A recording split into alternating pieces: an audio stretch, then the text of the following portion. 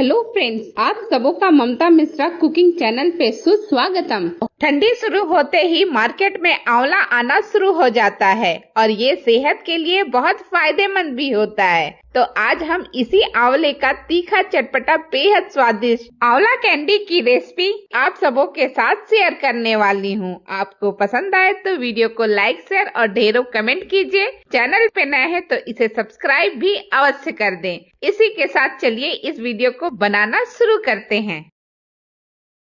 इस रेसिपी को बनाने के लिए मैंने अपने किचन गार्डन से हरा फ्रेश आंवला लिया है। बहुत ही ताजी है ये आंवला और ये वजन में करीब करीब आधा किलो के करीब होगा। तो सबसे पहले इसे धो करके अच्छी तरह से पोंछ लिया है। अब एक स्टीमर तैयार करते हैं। वो एक बड़ी सी कढ़ाई, नीचे एक स्टैंड रख करके ढक्कन से ढक देते हैं और जब पानी में इस तरह से बॉयल आने लगे तो एक छन्नी में सारे आंवले को डाल करके छन्नी को प्लेस कर देते हैं स्टैंड के ऊपर और फिर इसे ढक करके 10 से 15 मिनट का मीडियम फ्लेम पे स्टीम देते हैं। 12 मिनट हो चुका है स्टीम देते हुए, तो एक बार ढक्कन हटा करके चेक कर लेते हैं। ये देखिए बहुत ही बढ़िया तरीके से सारे आंवले पक चुके हैं। ये देखिए अच्छी तरह से क्रैक्स भी आ गया है, मतलब आंवला अच्छा पक चुका है। तो इसे स्टैंड में से निकाल करके थोड़ा ठंडा कर लेते हैं और जब ये अच्छी तरह से ठंडा हो जाए तो इस तरह से इसके जो फाके हैं वो अलग कर लेते हैं और सीड्स को निकाल करके हटा देते हैं। ये मैं एक आंवले का निकाल करके आपको दिखा रही हूँ। ठीक इसी तरह से बाकी सारे आंवले का भी मैं निकाल करके रेडी करूंगी। ये देखिए मैं आपको पास से भी दिखाती हूँ, बहुत बेहतरीन तरीके से निकल चुका है और इसी तरह से मैंने बाकी आंवले का भी निकाल करके स्टोर कर लिया है एक बड़े से बाउल में।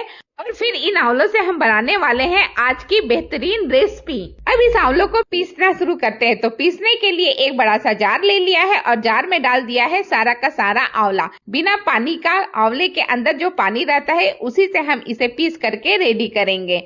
तो इसका ढक्कन लगा लीजिए और अच्छी तरह से पीस लीजिए। ये देखिए पीस करके मैंने एक बाउल में निकाल भी लिया है। अच्छी तरह से पीस चुका है, लेकिन फिर भी आंवले में कोई मोटा सा टुकड़ा न रह जाए, इसके लिए हम इस आंवले को छान लेते हैं। तो पिसा हुआ आंवला एक छन्नी में डालते हैं और स्पून के हेल्प से अच्छी तरह से फेंटते हुए हम छान लेंगे और नीचे एक बाउल रख करके उसमें इकट्ठा भी करते जाते हैं। ये देखिए चम्मच से नीचे का हिस्सा जो है वो निकाल करके अलग कर लीजिएगा। जैसे मैं एक बार में दिखा रही हूँ वैसे ही मैंने सारे के सारे निकाल करके रेडी कर लिया है। ये जो हल्का सा नीचे का हिस्सा रह गया है ये निकल नहीं रहा है छानने पर भी।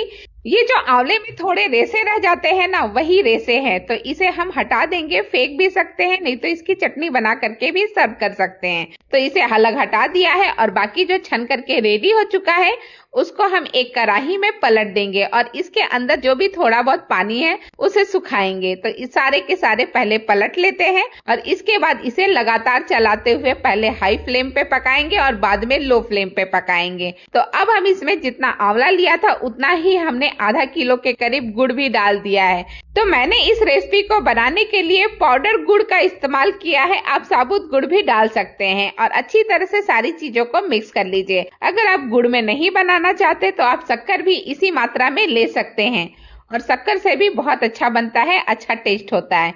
अब इसे चलाते हुए 5 मिनट का टाइम हो चुका है। तो इसमें हम एक नींबू का रस निचोड़ करके डाल दिए हैं। बहुत ही चटपटा स्वाद देगा, अच्छा भी लगता है। और जब तक ये पक रहा है तब तक हम एक स्लरी भी बना लेते हैं। तो इसके लिए हमने 1 चम्मच के करीब लिया है कॉर्नफ्लोर और इसमें डाल देंगे 3 से 4 चम्मच पानी और फिर इसे लगातार चलाते हुए घोल करके एक पतली सी स्लरी बना करके रेडी कर देंगे। इस तरह से कॉर्नफ्लोर को घोल करके आंवले में हम डालेंगे तो ये और भी ज्यादा थिक कर देगा आंवले को। तो इसे हम अभी फिलहाल के लिए एक साइड में रखते हैं और चेक करते हैं कि हमारा आंवला कहाँ तक पका है। तो ये देखिए अच्छी तरह से काफी गाढ़ा हो चुका है। 20 मिनट का टाइम भी हो चुका है तो काफी गाढ़ा है। अब इसमें हम डालते हैं आधा चम्मच काला नमक, आधा चम्मच काली मिर्ची पाउडर और आधा चम्मच ही हमने भुना जीरा पाउडर डाला है और इसे अच्छी तरह से सारी चीजों के साथ मिक्स कर लेते हैं।